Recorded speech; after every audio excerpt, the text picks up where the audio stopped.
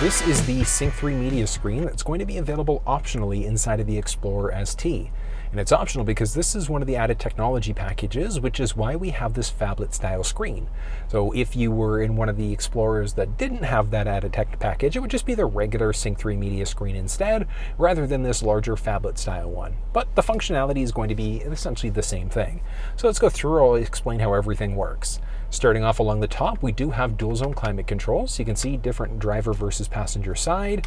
We've got the flexibility of easily syncing that up, again, very simply. So we can hit our little menu button there, and then we just get rid of it by hitting the dual button, and that's going to default the passenger side to whatever the driver side is.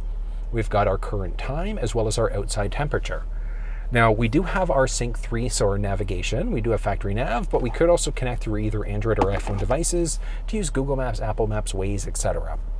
Well, let's go through some of the basics. So we are on the home screen here. If you are on any of the other screens, we're just going to start off going on the home screen, and then we'll navigate through. So along the very top, we've got our menu here, and that's going to be for our factory navigation. So we've got our screen view, traffic list, and then some more advanced navigation settings. A few big ones to point out, we've got our 3D models, our breadcrumbs, which are essentially, as we go through different destinations, we go to different places, it's going to leave little breadcrumbs letting us know where we've traveled. So if you're going to a new space, it's definitely a useful feature to have, just so that you can figure out exactly where you've been. Route preferences, do we want the fastest, the shortest, or the most eco-friendly route? Do we want to always use the fastest route? Do we want to have the vehicle help us find parking? Do we want to avoid things like freeways, toll roads, and things like that? And then it will dynamically update the map based off of whatever our preferences are. Next up, we've got some added nav preferences. So we've got 3 options. As we come up to a turn, do we want a voice and tone, strictly a voice, or strictly a tone? It's going to be a matter of preference there. Moving back, a few other options. We've got navigation, where am I, as well as our search. So we can search by typing in GPS coordinates if we want to. We can find fuel, food, point of interest icons, things like that. Or we can just start typing in an address, and it's predictive text, so we just start typing. As you can see there, a series of options, so we're just going to select. We can save it as a favorite, or we can hit start to begin the navigation. Obey traffic laws, be alert, and use voice commands while driving. Why, thank you. Please proceed to the highlighted route, and then the route guidance will start. So we've got a nice responsive screen there. We can also increase, decrease. We can have it auto go. We can zoom back in on ourselves. We've got our current time destination, or current time, I should say, in order to finish the route. We can mute out for voice guidance, or we can cancel the route if we want to. We can press this button if we want to change up to different map views, so whether that's heads up, 3D, etc. We can also cancel the route out. So we just go cancel, yes, no. If we go to menu, we've got a few other options available. So we can detour if we want to add in additional stops. We've got our work and home addresses and things like that. So we just cancel out, cancel yes. And as you can see, the route's canceled, and it's that simple. So you can see along the top, we've got our home and work addresses. Same along there. So one of the benefits of setting up home or work, if we press the voice command prompt on the steering wheel, we can say navigate to home, navigate to work, whatever the case may be. So it is nice that we've got that flexibility. But if we don't have any addresses saved, nothing's going to happen. We've got our history, so which addresses have we looked at? And then we've also got our favorites. So as we save in favorite addresses, things like that, we can set up and add in different ones. I'm actually going to, let's look at our history. We've got the one that we looked at. We're going to save it as a favorite for now, and I'll show you why in a second. So as you can see there, we've got this new address that we've set up. So we've got our favorite, which we can either hit start or we can edit. So if we edit, we can change the name. So one of the benefits there is, let's say if we give it a name like Bob's House or whatever the case may be, we can say navigate to Bob's house, and then it'll automatically set us to that address. We can start, we can go back, we can easily delete favorites on top of that. So it is nice that it's so, helps if I actually push the button. It's really straightforward in order to be able to use this aspect of it. We can delete the history out from there, or move back to this main screen.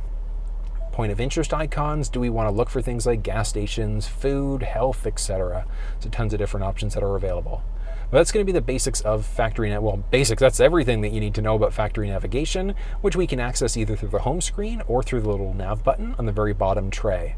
And as I showed you, very straightforward, super responsive. We've got our pinch to zoom. We can zoom in and out along the right side on top of that. Moving back, we have the flexibility of adding in a phone, either there or there. we've got what station's currently playing. So whether that's AM, FM, SiriusXM, if we had a USB stick with MP3s, that would be available as an option. If we had our phone hooked up, that would also show up. So I'll show you what that looks like in a moment.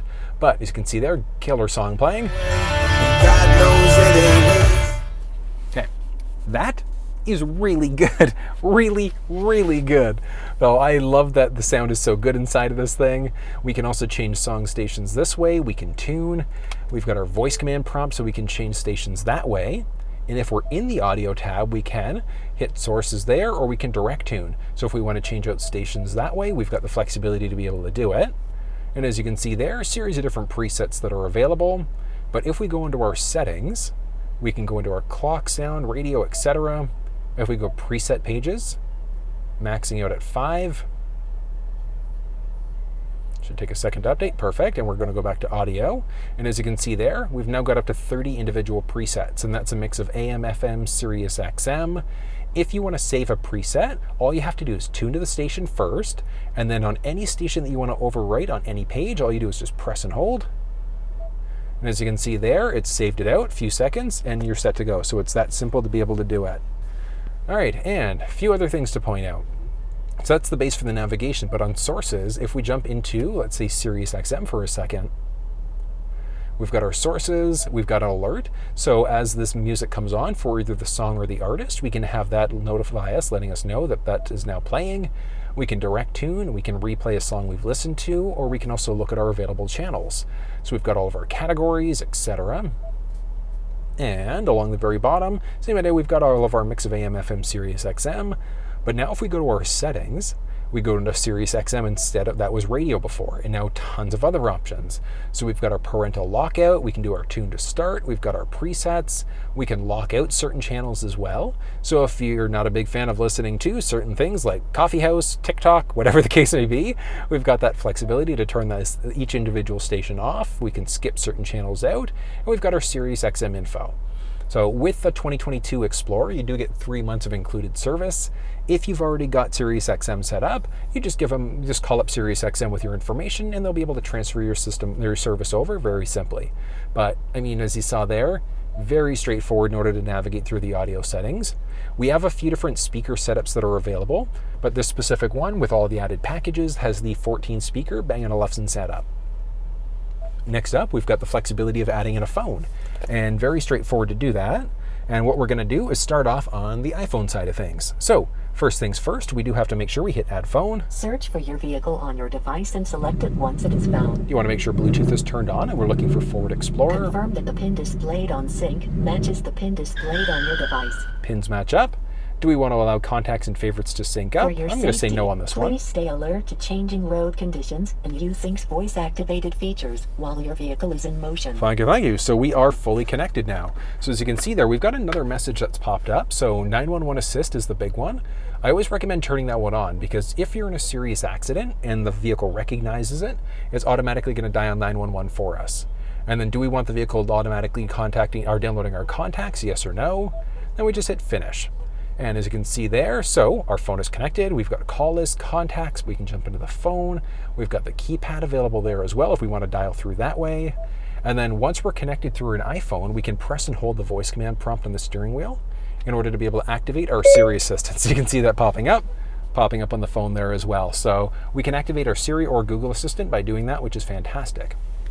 But we're connected. Now if we go to audio, we jump into sources. We can now jump into either my phone or Live One, which is a radio app. So certain apps will only work through Bluetooth.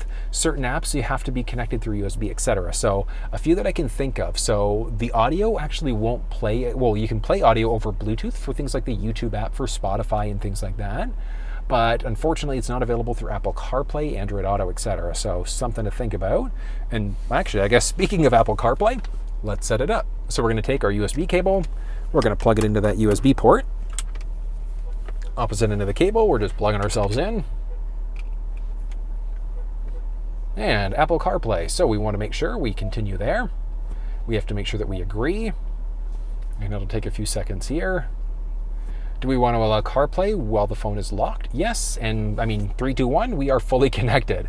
Though the one thing that I don't like about Sync3 is that we can't use up the entire real estate for Apple CarPlay. But I mean, it still is nice that we've got it. I just wish that it would be full screen to take up this real estate. It still looks fairly nice though. We can swipe across. We've got our main page, we've got podcasts, we've got our map application that was last opened. But we do have Apple Maps, we've got Google Maps, and we've got Waze, and we can use all of those directly through this middle screen, nice and responsive. This button is going to be our back home button, so whatever app we're on, we just press this to jump back home. We can easily search for our addresses, we can use our microphone, etc. And that's the same whether we're using Waze, whether we're using Google Maps, all very responsive. They all work the same, which is fantastic. If you're a heavy podcast listener, you can navigate through all of your different podcasts there. Listen now, you've got your browse settings, you've got all of your audiobooks, and then you've also got the flexibility. So on your phone, if you go to General, go to CarPlay, you're just going to select your vehicle. You can forget it. You can use CarPlay while the phone is locked, yes, no, or you can customize. So if you're a bigger fan of listening to your podcasts and you're also a fan of Google Maps, you can essentially lock this thing out and you can reset it, and you can customize it, I should say, however you'd like to. Now, if you're not a fan of using Google Maps, you can remove it. It deletes it from the screen completely, but it is going to be under your More Apps screen. So you still could get back to it and add it back in, or you can just hit reset to reset the layout back to the factory defaults instead. So, I mean, as you saw there, very simple in order to be able to connect a phone. And then very similar if we're connected over Bluetooth, Apple CarPlay, whatever the case may be, we can press the voice command prompt to launch into our Siri assistant. So very, very straightforward to use. If we press settings along the very bottom, a series of other options that are available. Connectivity, we can jump into CarPlay if we want. We can remove the phone from CarPlay. So we're going to remove the phone. And as you can see there, we're disabled. So CarPlay is currently not enabled as of right now, but we are plugged in through USB. So you've got that available as an option. We've got phone and then relying on factory navigation instead.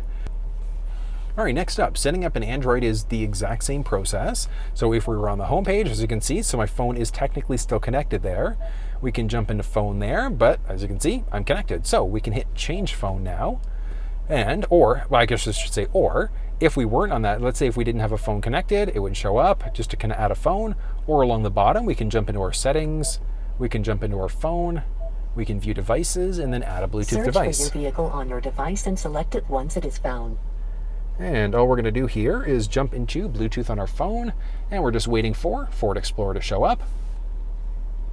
Confirm that the pin displayed on Sync matches the pin displayed on your device. Pin numbers match up, which is great, and it should take a few seconds here. For your safety, please stay alert to changing road conditions and use Sync's voice-activated features while your vehicle is in motion. Now, we can say yes to connect to different things if we want to. Yes, no. We can always remove the phone, add it in later if you want to add that feature back in again. But looking on the main screen here, we can set it as a favorite phone. So if you've got multiple phones connected, it's who gets connection priority first. We just hit finish there, and a few seconds in, we are fully connected. And again, that's simple. We can jump into phone along the very bottom. We've got the Galaxy S9. We've got all of our different notifications along the very top. We can press and hold the voice command prompt on the steering wheel if we wanted to launch into Bixby. And then when we're connected to Android Auto, we can also press that if we want to activate our Google Assistant. So it is nice that we've got that available as an option, but I mean, very similar to what we saw on the iPhone side of things. Now, very similar to the iPhone side, we can also set up Android. Well, I guess we can't set up Android Auto on the iPhone side, but we can easily set up Android Auto. USB cable, we're just plugging ourselves in. And opposite end of the cable, we're plugging ourselves in there. And it should take a second. Android Auto, we're going to continue. We're going to hit next. We have to agree. And it's like seconds. But I mean, it's super straightforward. Like, we're fully connected, very straightforward. We've got all of our settings there. We can kind of jump around. Nice responsive screen. You've got your music, podcasts, etc. So we can jump into the screen there in order to jump to podcasts. We've got our notifications as well as our Google Assistant now. So because we're hooked up through Android Auto, we can press and hold the voice command prompt on the steering wheel in order to pull up our Google Assistant instead of Bixby. So you've got that as an option. We can push this button to launch into our main screen here. So we've got Google Maps and, unfortunately, so as you can see, so Waze, I do have Waze installed on this phone. It's just through Sync3. Unfortunately, it's not available as an option. but we at least do have Google Maps. We can customize the screen. We've got our Ford Assistant and a few other things. So pretty straightforward. As I mentioned, we've got podcasts, we've got our music and things like that. So if you wanted to use Apple CarPlay, Android Auto, very straightforward to set up, as you saw there. Now if we jump into settings along the very bottom, we can jump into Android Auto or Apple CarPlay. So we go to Android Auto, and we can remove the phone from Android Auto if we want to. So we're connected over USB, and we are charging over USB. We can disable, and we don't have to worry about that popping up again. We move back, and we've got my phone now. Phone settings, so we can view our devices. We've got the two phones available. We can jump back to manage contacts, set ringtones. We've got our roaming warning and a few other things. If we want to remove a device, we just connect through, disconnect, or we fully remove it. Remove, 3, 2, 1, it's disconnected, and then reconnecting to the other phone is equally as simple. So it takes a few seconds, and it's that simple setting up an Android or an iPhone device inside of the Explorer. All right, and that's adding in a phone. Like I said, very straightforward. I'm going to leave this one up just for as I go through, because there are some other screens that it's going to be useful for. Navigation, you did see that one earlier when we were on the home page. One of the cool things is that the navigation screen, nice and small, or we can hit nav here in order for it to take up the full screen real estate, which is amazing. But I mean, nice functionality. We've got our pinch to zoom available there as an option. We can change up our different modes there. We can jump back into our car. So it is kind of nice that we've got so many options. Along the very bottom tray, we've got our app section now. Live One, so that radio app that we saw, that is available there as an option. But I mentioned it earlier, not all apps will be available over Bluetooth, over USB, so Android Auto, Apple CarPlay. If you wanted to listen to YouTube music, you could do it over Bluetooth. It's the same way with Spotify and a few other apps. Moving into our settings, tons of options available now. So starting off with our driver assistance settings, we've got quite a few different options available there. Adaptive cruise, so we've got 3 different types of systems. So our normal cruise, adaptive, that's our set it and forget it cruise, and then we've got the intelligent, and that's all based off of speed side recognition and our tolerance level. So let's say if we've got the tolerance level set to 0, if the vehicle recognizes that the speed drops, let's say from 100 to 80, and your cruise control system's turned on, it's automatically going to lower the speed to 80. So it's a very smart system from that perspective, and we could toggle that thing off. We don't even need to use it if we don't want to. We've got our lane keeping system, which again works 3 different ways. First way, so if we start to veer over into a lane without signaling, we'll get a bit of a steering wheel shake, almost as if we're running over rumble pavement. The aid is going to gently nudge us back into our lane, and then the alert and the aid will do both. So a little bit of a steering wheel shake, and it'll nudge us back into our lane all at the same time. And then it's the intensity of that steering wheel shake. Pre-collision assist, the vehicle can help us out with braking, so if it senses a potential collision, it'll brake for us. Evasive steering essentially puts our steering wheel into a hyperdrive mode or hypersensitivity mode. So it's going to help us get out of our potential collision a little bit easier. From there, we've got our speed sign recognition. So we've got that flexibility where we can get a chime if we want to, if we're going a teeny bit too fast. We've got our rear view camera, so we've got our advanced aid, and we've got our camera delay. Our blind spot system lets us know if anybody's into the blind spot on either side of the vehicle, and we can also have that extend out to cover a trailer. So all we need to do is set our trailer length, and then when we're towing the trailer, the blind spot system in the side view mirror, that's going to highlight orange if somebody's entered our blind spot or the blind spot of the trailer as well, which is amazing. We've got our sway control, so the vehicle is going to automatically apply engine braking in order to get any sort of trailer sway under control. Cross traffic alert. If somebody's coming perpendicular from us as we back up, it's going to let us know of a potential collision. Reverse brake assist, so as we've got the vehicle in reverse, if there's something going on behind us that we don't see, it's automatically going to brake for us as well. And then we've got our driver alert, so if we get too many notifications because we're veering over into another lane without signaling, it's going to tell us we should probably take a break. And next up, we've got our 911 assist, which I already mentioned that one. We have to be connected over Bluetooth for that system to work, and it's only based off of having a serious accident. Next up, we've got some vehicle settings, so some options for sounds. We can change out our treble, mid-range, and bass.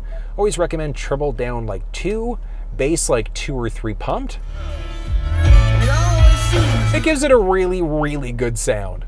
From there, we can adjust our balance if we want to, so have it focus on just the driver, focus on everybody, etc., or recenter it back to center. And we've also got our speed compensated volume. So as we start to go faster, it can automatically adjust the volume for us. And back from here, we've got our clock. So we can access the clock on the clock screen, or the settings screen, or we just press the clock along the very top. We can change out hours, minutes, AM, PM, change it out to military time instead, automatically update it for daylight savings time, etc. Moving back, we saw this earlier, our radio options, or it's going to be SiriusXM, just depending on what settings we have enabled. And back out again from there. We've got our vehicle settings next, and series of options. 30-minute max idle means that the vehicle is going to automatically turn off after 30 minutes. We can toggle that off. So let's say if you're going to drive it in a movie theater. Rear occupant alert. So if we go for a drive, we go to turn the vehicle off. Message up on screen is going to tell us to check the back seats. Easy entry exit. So automatically adjust the seats, yes or no. So with this setting turned on, when we go to turn the vehicle off, it's going to lower and back the seats, the driver's seat up. It's going to lower the seat and back it up in order to be able to get in and out of the vehicle a little bit easier.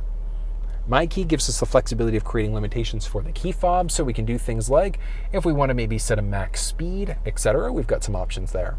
We've got our serial number, our remote start set up, so we've got the flexibility of remote starting through the fob. We can toggle the whole system off, but when we remote start, what happens? Climate control, are we going to let the vehicle determine what the cabin temperature should be, or is it based off of our last settings? We've got our seats and steering wheel, same idea. Do we want to have the vehicle determine if our seats and heated steering wheel should come on, or is that just going to be off for us? And then the duration of the start, so 5, 10, or 15 minutes.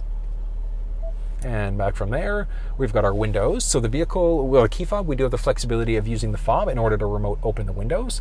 Let's hop outside and I'll show you how that process works. All right, so using the key fob in order to roll the windows down is very straightforward. So all we're going to do is press the unlock button twice. On the second button press, you're going to hold. So you're going to go 1, 2, and hold. Let's start rolling them down. We can press the lock button to stop it part way. And then we just press the unlock button again twice if we want to keep it going again. So a few seconds there, and as you can see, very straightforward to roll them down.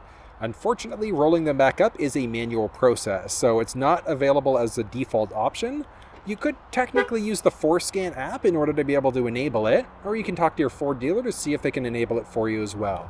But that's how the process works. So it's pretty straightforward to use. We don't have global window close, unfortunately, inside of the Explorer ST.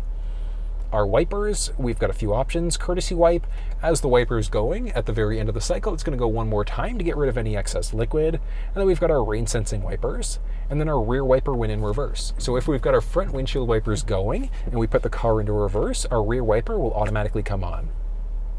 Power liftgate, we can disable the power liftgate if we want to for the outside. So if we only want to be able to open it up inside or from the fob, we've got that flexibility. We've got some options for vehicle lighting. So our high beams, auto beam means that if the vehicle recognizes somebody's oncoming, it's going to automatically dim the high beams and bring them back on again. And then our auto lamp delay, when we go to lock the vehicle, do the lamp stay on for 10 seconds, 20 seconds, or 120 seconds? From there, we've also got our locks. Auto unlock, mischirp, etc. Some of the big ones, like we've got our mislock. So if we go to shut the door and we don't shut it properly when we go to lock, it's going to double chirp at us to let us know we haven't locked the door shut the door properly. When we go to remote unlock the door, is it just the driver's door, or do all doors become unlocked? Back from there, and we've also got our mirrors. So we do have our auto folding side view mirrors, but we can toggle that one off if we want to. And last but not least, our door keypad code. So we can enter in a 5-digit number in order to be able to get into the vehicle if we want to. 5-digit factory number, and then we can also enter our own unique numbers as well. So if you've got a 5-digit number you remember easier, you can go through that middle screen in order to make it happen. We've got some general settings now. So we can change between English, Spanish, French, Celsius, Fahrenheit, kilometers, liters per 100, miles per gallon. The beeping that we're getting as we go through, if that drives you nuts, you can toggle that off. We've got resets for either Ford Pass or Master Reset if we're selling the vehicle. And from there, we've got some display settings. So display, we've got a few different options. We can turn the whole display off. We can go to a calming screen instead. So we've got our date and time. Just button press there and brings us back to our settings. A little bug there, but we can also adjust our background. So if we want to change it out, we've got a few different style backgrounds there. We've also got our brightness, so we can automatically adjust the brightness out through the screen if we want to. So we can adjust there. And we've also got the mode. So technically, as of right now, this is the daytime mode, but auto means that it's going to flip us between the day or the nighttime, just depending on how bright it is outside. So a few seconds here, 3, 2, 1, and this is the nighttime mode. I personally love this mode, so I would keep it in this mode all the time, but it's going to be a matter of preference there. Going back to auto is going to automatically adjust it, again, just depending on how bright it is. So it should, in a few seconds, 2, 1, and bring us back into the daytime mode. Go! Haha, here we go. And moving back, we've got our valet mode, so we enter in a 4-digit number to lock the whole screen out, so valets can't look through our navigation and contacts and a number of other things. Ambient light, so we've got a few different ambient light choices that are available in the vehicle, and that's going to be in a few spots, so inside of our door handles there, by our feet, and a few other spots. And moving back, we've got navigation, which we've already seen all of these navigation settings. Back again into our seats. So we do have the flexibility of turning on massage chair seats. So nice. So nice. So we've got lower rolling, upper rolling, relax, recovery, so many different options, and the massage seats are fantastic. And that is the same for the driver and for the passenger side. So we can easily toggle on the massage chair seats one way or the other if we want to. There is a button that we can press just to the left-hand side of the seat on both the driver passenger side if we wanted to toggle these seats on, off, etc. So it is nice we've got that flexibility. We've got driver and passenger massage chair seats, which is nice. We can jump back into our option here for adjusting, and we can adjust different parts of the cushion. So we could adjust the majority of the seat inside of by the left-hand side for the driver, right side for the passenger, and we can also customize even more when we're inside of the screen. But I do love that we've got massage chair seats inside of this thing. It is so cool. I'm gonna leave that going. It's really nice. All right, and down from there, connectivity. So we've got options for Bluetooth. We can toggle the whole system off. We can view connected devices.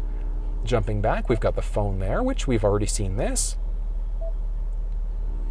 Back again. Oh, helps if I press. There we go, back again. And we've got Forward Pass Connect. So we do have the option of using the vehicle as a hotspot for up to 10 devices.